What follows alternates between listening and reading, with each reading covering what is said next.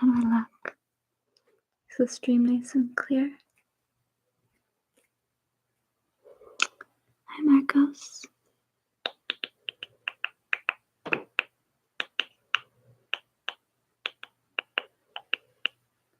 You miss me?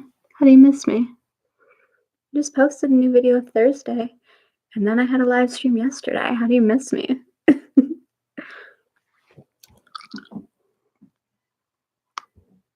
can you possibly miss me already? How is the sound? I'm wondering if the fan on my computer is like loud and if I should move the webcam further away from it.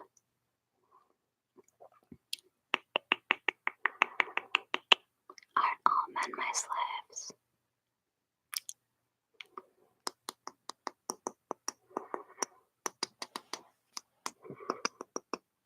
Hit that like button if you haven't already.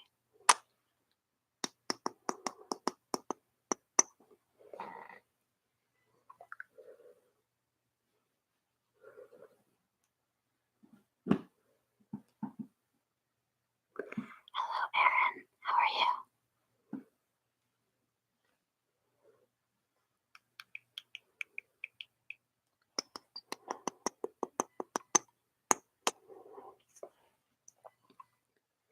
So I brought with matches if we wanted to do match lighting, and I also brought with my Kindle if we wanted to do reading. I don't know what you guys are in the mood for. I have a bunch of like Edgar Allan Poe and H.P. Lovecraft on here that we could read since they're both public domain. Or like, I don't know, what are you guys in the mood for?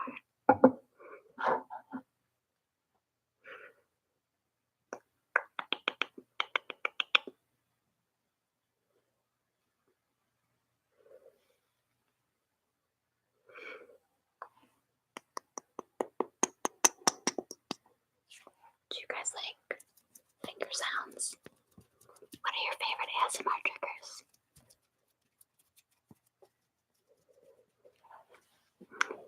Can I brush your face?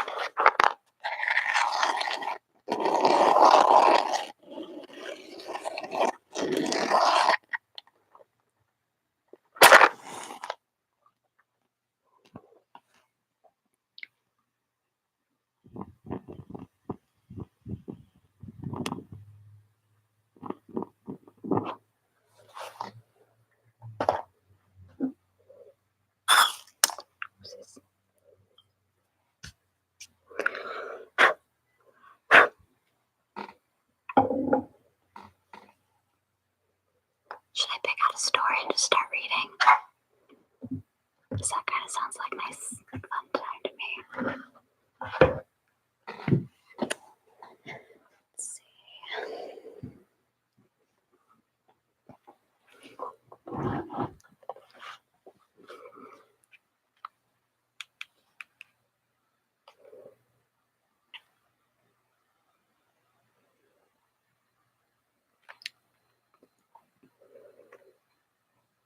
I haven't actually used my Kindle in just like ages.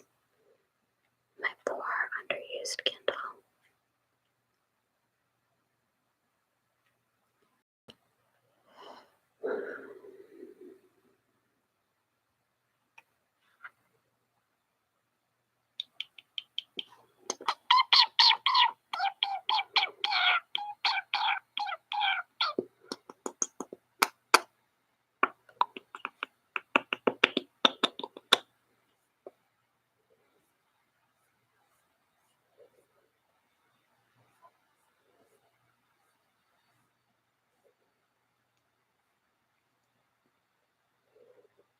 So H.P. Lovecraft or Poe? What should I read?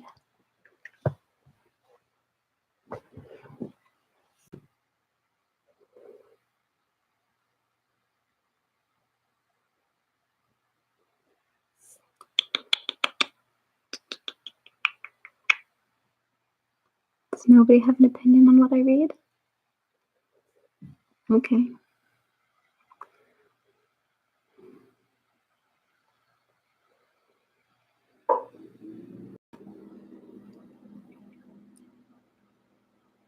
So the compressor on my fridge just kicked in. How loud is the sound for you guys? Like, do I need to turn off my fridge? Or is it like not? 'Cause I can hear it, but I don't know if the mic is picking it up or not.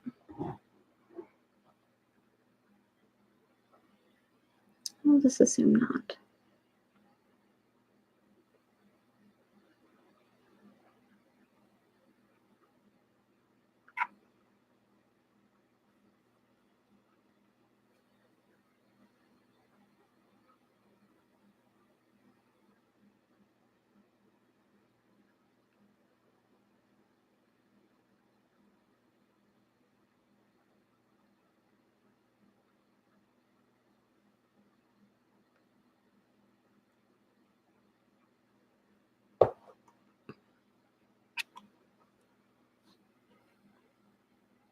Chapter 1. The Whore in Clay. The most merciful thing in the world, I think, is the inability of the human mind to correlate all its contents. We live in a placid island of ignorance, in the midst of black seas of infinity, and it was not meant that we should voyage far. The sciences, each straining its own direction, have hitherto harmed us little, but some day the piecing together of dissociated knowledge will open up such terrifying vistas of reality and of our frightful position therein that we shall either go mad from the revelation or flee from the deadly light into the peace and safety of a new dark age.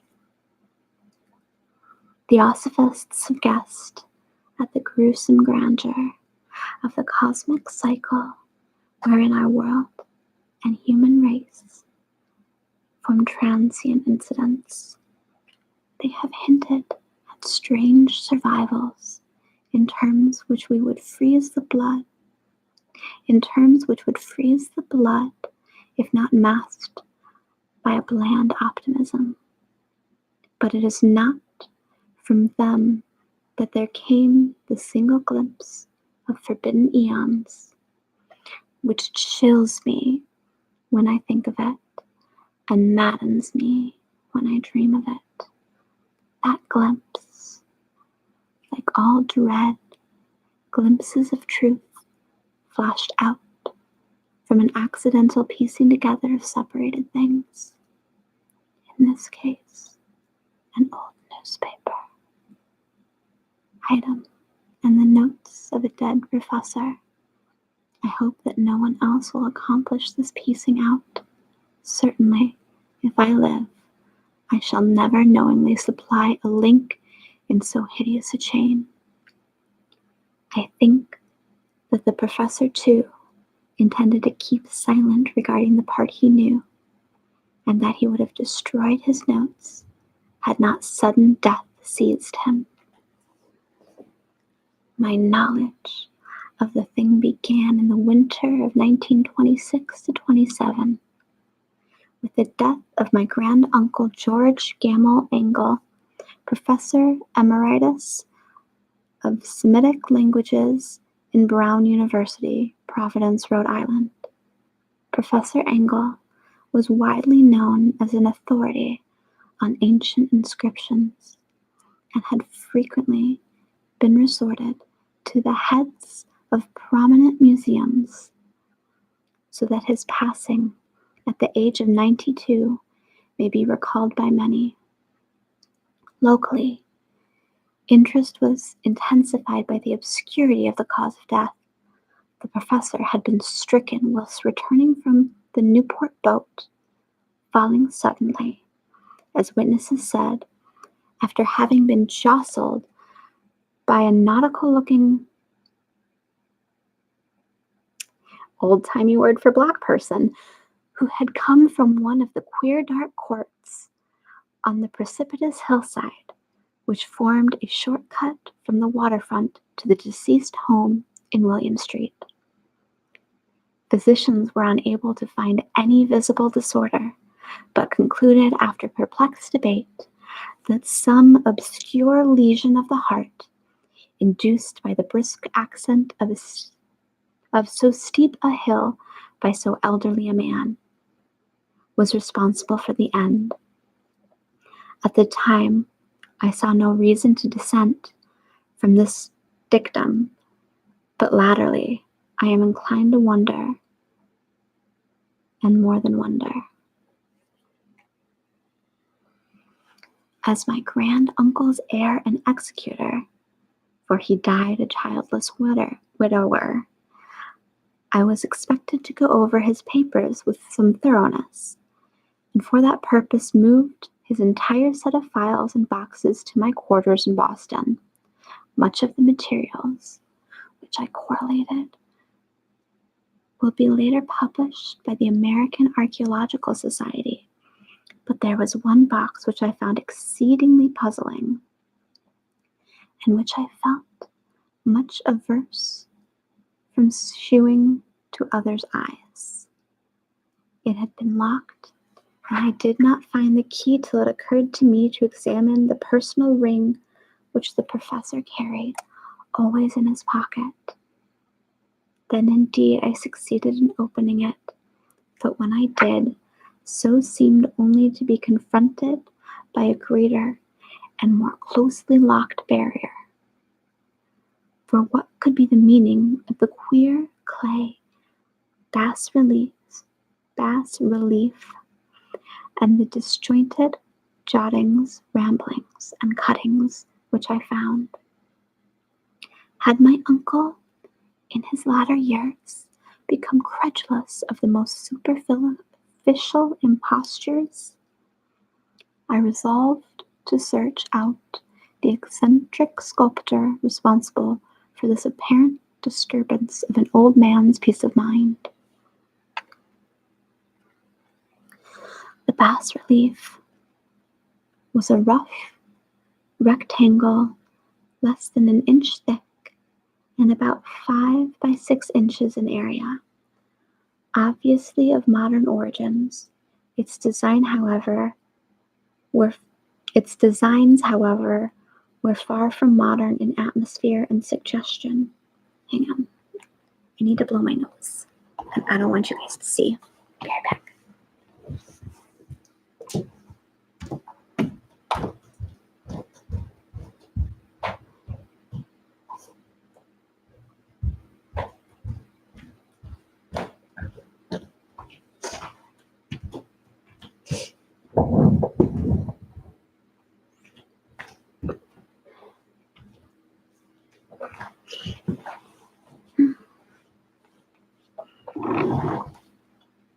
Don't forget to hit the like button if you haven't already.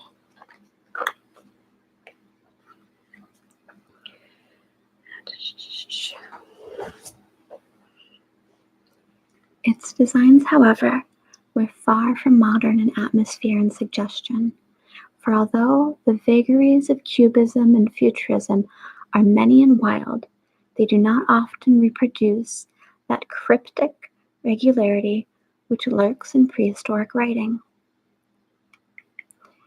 and writing of some kind the bulk of these designs seemed certainly to be, though my memory, despite much familiarity with the papers and collections of my uncle, failed in any way to identify this particular species, or even hint at its remotest affiliations. Above these apparent hieroglyphics was a figure of evidently pictorial intent, though its impressionistic execution forbade a very clear idea of its nature. It seemed to be a sort of monster, a symbol representing a monster, of a form which only a diseased fancy could conceive. If I say that somewhat extravagant imagination yielded simultaneous pictures of an octopus, a dragon, and a human caricature, I shall not be unfaithful to the spirit of the thing. A pulpy, tentacled head surmounted a grotesque and scaly body with rudimentary wings. But it was the general outline of the thing, of the whole, which made it most shockingly frightful. Behind the figure was a vague suggestion of a cyclopean architectural background.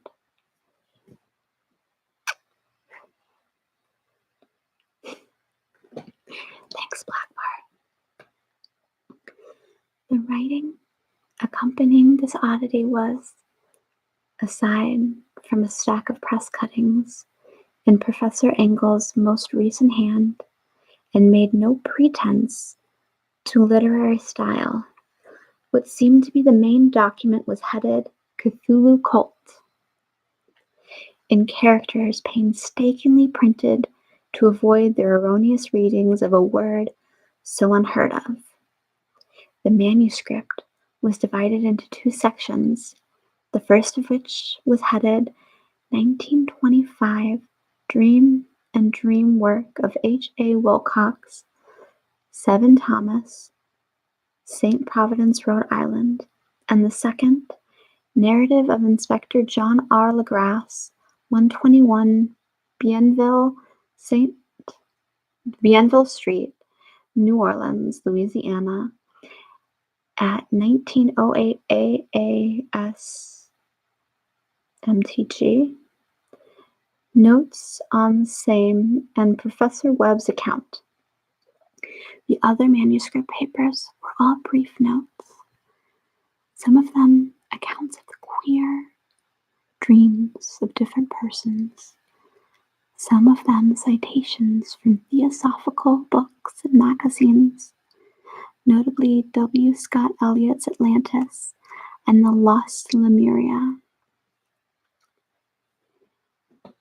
and the rest comments on long-surviving secret societies and hidden cults, with references to passages in such mythological and anthropological source books as Fraser Golden Bows and Miss Murray's Witch Cult in Western Europe. The cuttings largely alluded to, I don't know this word, mental illnesses and outbreaks of group folly or mania in the spring of 1925. It's funny you should mention that because this week's video is gonna feature feet. I'm not gonna tell you ahead of time what it is, but it will feature feet. So it's my first YouTube video to feature my feet. And I literally just recorded it yesterday, so you have that to look forward to.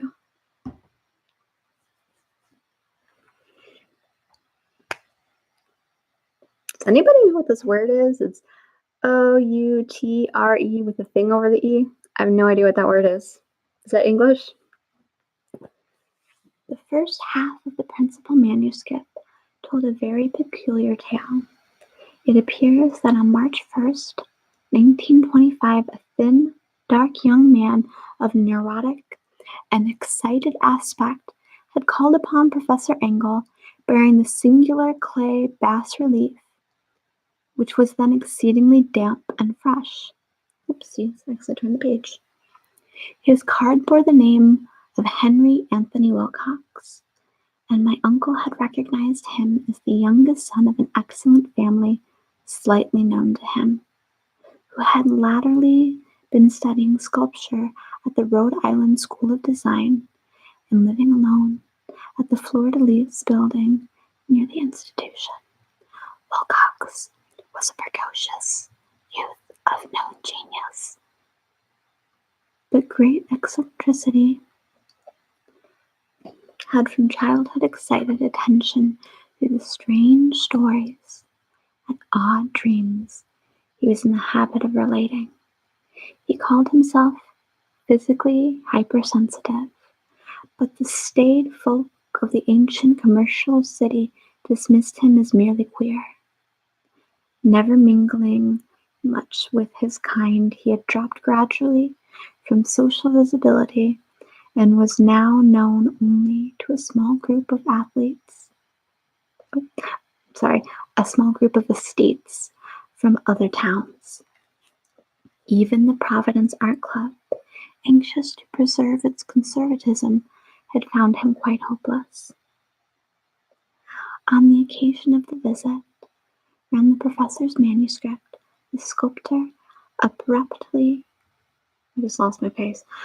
asked for the benefit of his host's archaeological knowledge in identifying the hieroglyphics on the bas-relief. He spoke in a dreamy, stilted manner which suggested pose and alienated sympathy.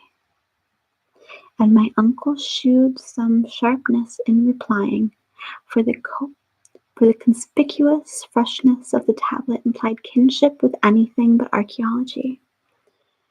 Young Wilcox rejoined her, which impressed my uncle enough to make him recall and record it verbatim, was of a frantically poetic cast, which must have typified the whole conversation, and which I have since found highly characteristic of him. He said, "It is new indeed, for I made it last night in a dream of strange cities, and dreams are older than brooding Tyre, or the contemplative Sphinx, or garden-girdled Babylon." It was then that he began that rambling tale which suddenly played upon a sleeping memory and won the fervent interest of my uncle. There had been a slight earthquake tremor the night before, the most considerable felt in New England for some years, and Wilcox's imagination had been keenly affected. Upon retiring, he had had an unprecedented dream of great cyclopean cities, of Titan blocks and sky-flung monoliths, all dripping with green ooze, sinister with latent horror. Hieroglyphics had covered the walls and pillars, and from some undetermined point below had come a voice that was not a voice, a chaotic sensation which only fancy could transmute into sound, but which he attempted to render by the almost unpronounceable jumbers of letters. Cthulhu, F-H-T-A-G-N. I'm not going to try to pronounce that. We're going to call it Dagon. I don't know. This verbal jumble was the key to the recollection which excited and disturbed Professor Engel. He questioned the sculptor with scientific minuteness, and studied with the almost frantic intensity the bas-relief on which the youth had found himself working, chilled and clad only in his night clothes, when waking had stolen bewilderingly over him. My uncle blamed his old age, Wilcox afterwards said, for his slowness in recognizing both hieroglyphics and pictorial design. Many of his questions seemed highly out of place to his visitors, especially those which tried to connect the latter with strange cults or societies, and Wilcox could not understand the repeated promises of silence which he was offered in exchange for an admission of membership in some widespread mystical or paganly religious body. When Professor Engel became convinced that the sculptor was indeed ignorant of any cult or system of cryptic lore, he besieged his visitor with demands for future reports of dreams. This bore regular fruit, for after the first interview, the manuscript records daily calls of the young man during which he related startling fragments of nocturnal imagery, whose burden was always some terrible cyclopean vista of dark and dripping stone, with subterranean voice or intelligence shouting monotonously in enigmatic sense impacts. Uninscribable, save as gibberish. The two sounds most frequently repeated are those rendered by the letters Cthulhu and Relay. On March 23rd, the manuscript continued. Wilcox failed to appear, and inquiries at his quarters revealed that he had been stricken with an obscure sort of fever and taken to the home of his family in Waterman Street.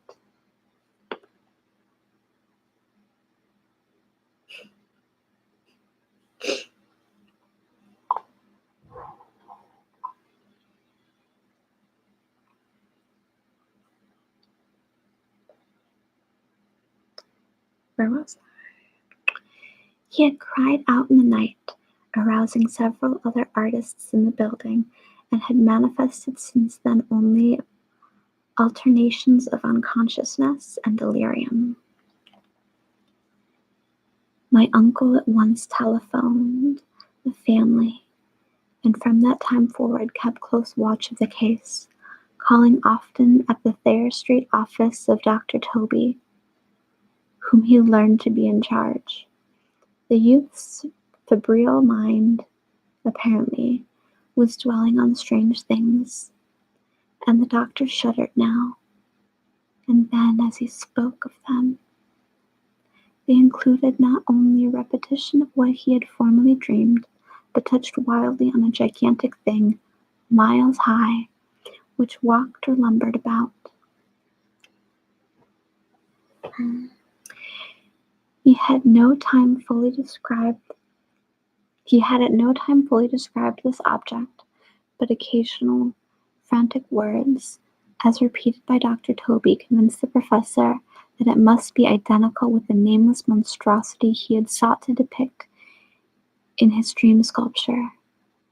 Reference to this object, the doctor added, was invariably a prelude to the young man's subsidence in lethargy. His temperance, oddly enough, was not greatly above normal, but his whole condition was otherwise such as to suggest true fever rather than mental disorder. I know I do. On April 2nd, at 3 p.m., every trace of Wilcox's malady suddenly ceased. He sat upright in bed, astonished to find himself at home, and completely ignorant of what had happened in dream or reality since the night of March 22nd. Pronounced well by his physician, he returned to his quarters in 3 days, but to Professor Engel he was of no further assistance. All traces of strange dreaming had vanished with his recovery, and my uncle kept no record of his night thoughts after a week of pointless and irrelevant accounts of thoroughly usual visions. Here the first part of the manuscript ended, but references to certain of the scattered notes gave me much material for thought, so much, in fact, that only the ingrained skepticism then formed my philosophy and account for my continued distrust of this artist. Here the first part of the manuscript ended, but references to certain of the scattered notes gave me much material for thought, so much in fact that only ingrained skepticism then forming my philosophy. I already read that part. Oopsies. The notes in question were those descriptive of the dreams of various persons covering the same period as that in which young Wilcox had had his strange visitations. My uncle, it seemed, had quickly instituted a prodigiously far-flung body of inquiries amongst nearly all the friends whom he could question without impertinence, asking for nightly reports of their dreams and the dates of any notable visions for some time past. Ooh, my foot is falling asleep.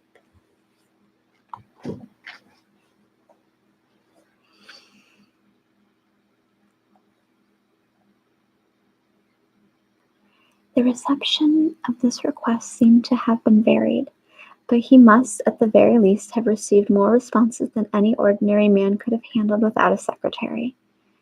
This original correspondence was not preserved, but his notes formed a thorough and really significant digest. Average people in society and business. New England's traditional salt of the earth gave an almost completely negative result. Though scattered cases of uneasy but formless nocturnal impressions appeared here and there, always between March 23rd and April 2nd, the period of young Wilcox's delirium.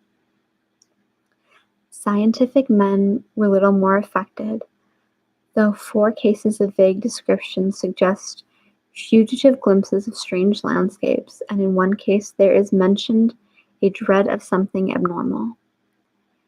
It was from the artists and the poets that the pertinent answers came, and I know that panic could have broken loose had they been able to compare notes. As it was, lacking their original letters, I half suspected the compiler of having asked leading questions or of having edited the correspondences in corroboration of what he had latently resolved to see. No.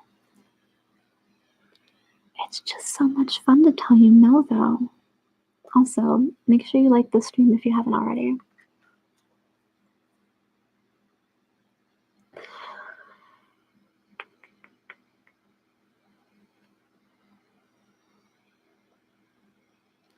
That is why I continued to feel that Wilcox, somehow cognizant of the old data which my uncle had possessed, had been imposing on the veteran scientist. These responses from estates told a disturbing tale. From February 28th to April 2nd, a large portion of them had dreamed some very bizarre things. The intensity of the dreams being immeasurably the stronger during the period of the sculptor's delirium. Over a fourth of those who reported anything reported scenes of half sounds, not unlike those which Wilcox had described. And some of the dreamers confessed acute fear of the gigantic, nameless thing being visible toward the last. One case, which the note describes with emphasis, was very sad. The subject, a widely known architect with leanings towards theosophy and occultism, went violently insane on the date of young Wilcox's seizure, and expired several months later after incessant screamings to be saved from some escaped denizen of hell.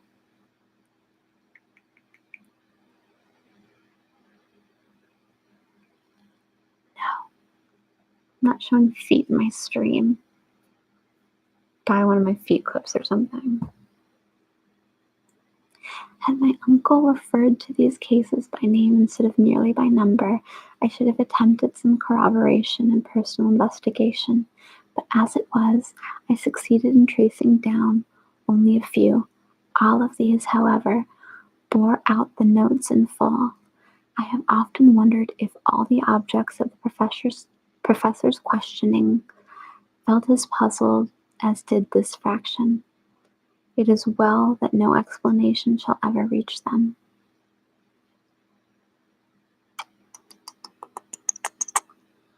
Kept this dream alive. The press cuttings, as I have intimated, touched on cases of panic, mania, and eccentricity during the given period. Professor Engel must have employed a cutting bureau, for the number of extracts was tremendous, and the sources scattered throughout the globe. Here was a nocturnal suicide in London, where a long sleeper had leaped from window after a shocking cry. Here likewise, a rambling letter to the editor of a paper in South America, where a fanatic deduces a dire future with visions he has seen. A dispatch from California describes a theosophist colony as donning white robes en masse for some glorified fulfillment, which never arrives, whilst items from India speak guardedly of serious native unrest toward the end of March. I'm glad you're enjoying the reading. This is the Call of Cthulhu for anybody wondering. Voodoo orgies multiply in Haiti, and the Africa outposts report ominous mutterings. American officers in the Philippines find certain tribes bothersome. About this time, and New York policemen are mobbed by hysterical Levantines on the night of March 22nd to 23rd. The west of Ireland, too, is full of wild rumors and legendary, and a fantastic painter named Ardouard Bonat hangs a blasphemous dream landscape in the Paris Spring Salon of 1926, and so numerous other recorded troubles in insane asylums that only a miracle can have stopped the medical fraternity from noting strange parallelisms and drawing mystified conclusions. A weird bunch of cuttings, all told, and I can at this date scarcely envisage the callous rationalism with which I set them aside. But I was then convinced that young Wilcox had known of the older matters mentioned by the professor. That's the end of the first chapter. What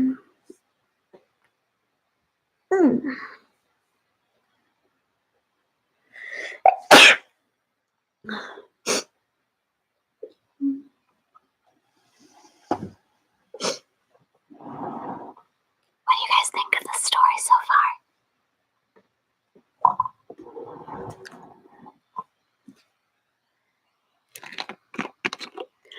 Also, how loud is the fan on my computer and the mic?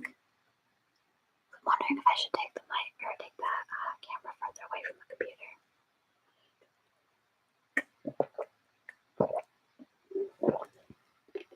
I think my doggy needs me. She's like barking. I'll be right back. Don't go anywhere. When I get back, more matches and maybe more reading.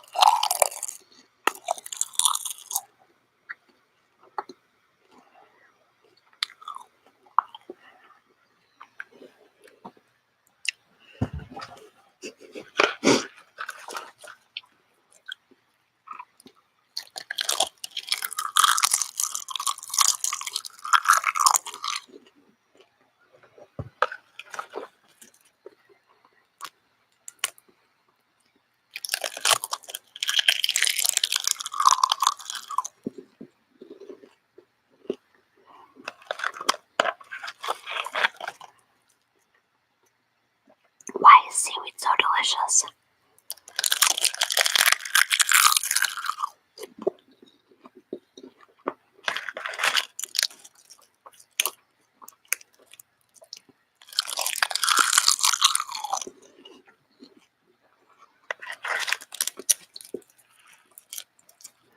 Okay, last one, and then we're gonna do matches.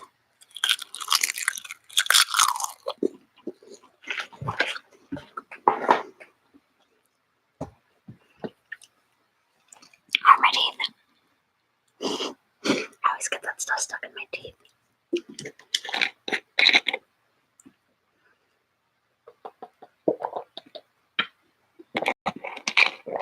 Okay.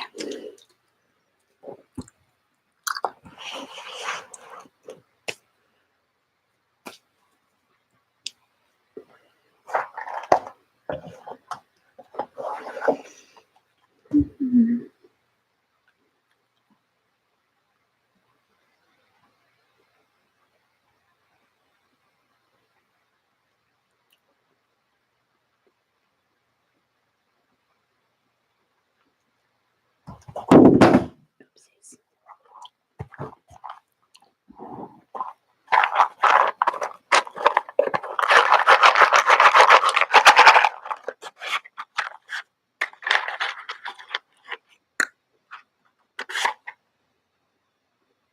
Can you guys hear the rain outside?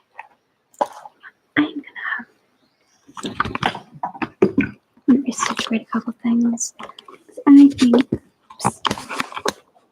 I just think the audio quality will be better if the camera is further away from the computer. Got a tripod, might as well use that. Hey.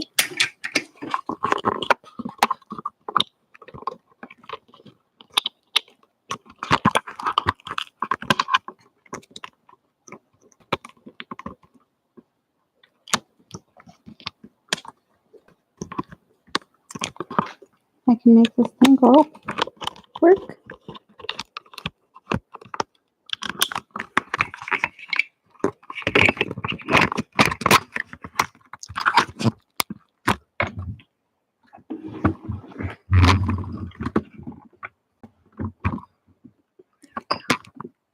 Does the quality of the audio sound better now? It's gonna be harder for me to read the screen, but whatever.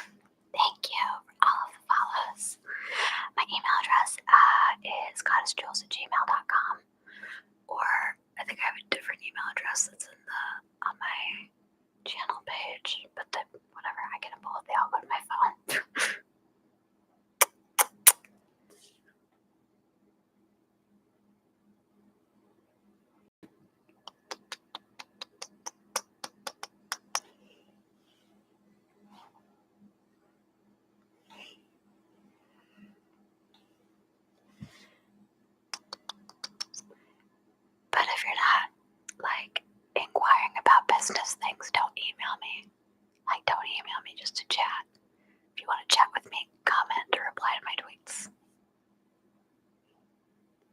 Emails are for money. All day, every day. My phone just did a buzzing, but I don't know what it is with my phone. What do you guys think? More matches or more story? What would you prefer? Money is mine. Give it all to me.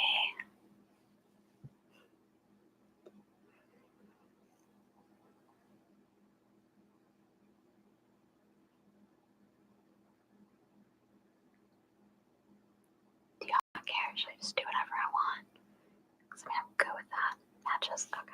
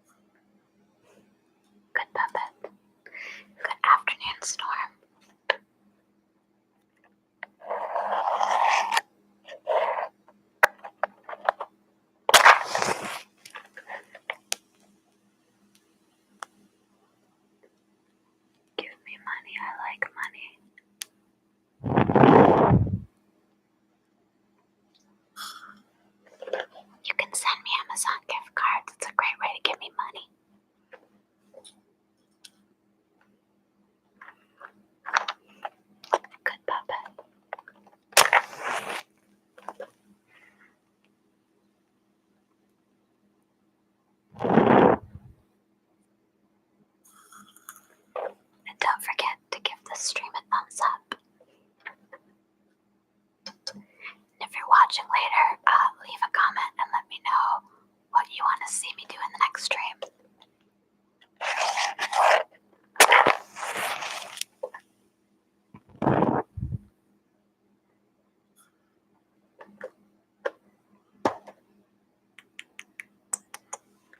Okay, I've been on for almost an hour and I have to do other stuff today.